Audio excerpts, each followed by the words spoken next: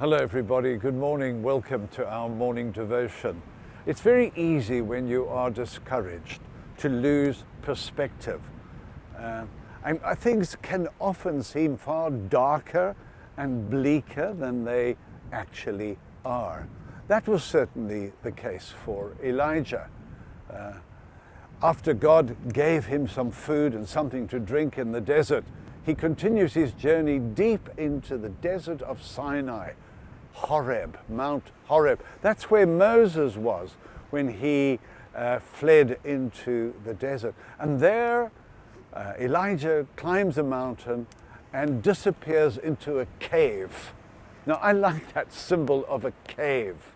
Sometimes my friends say to me when I grow discouraged, James, be careful of your cave, because psychologically I can retreat into the cave and then sort of disappear. I'm just not present to people.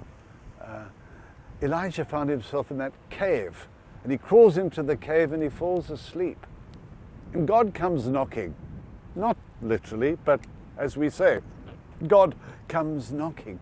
He says to Elijah, what are you doing here, my boy? And God then puts on a display of nature. There is a mighty wind. But we're told, despite the wind, God wasn't in the wind.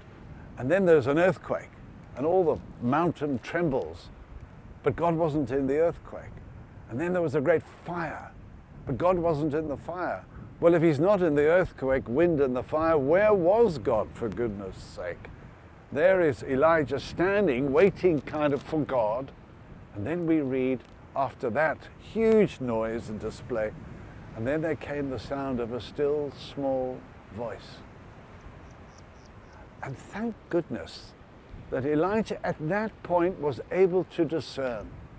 Maybe just in his weakness, he discovered a strength that enabled him to hear God speaking to him, a word of encouragement.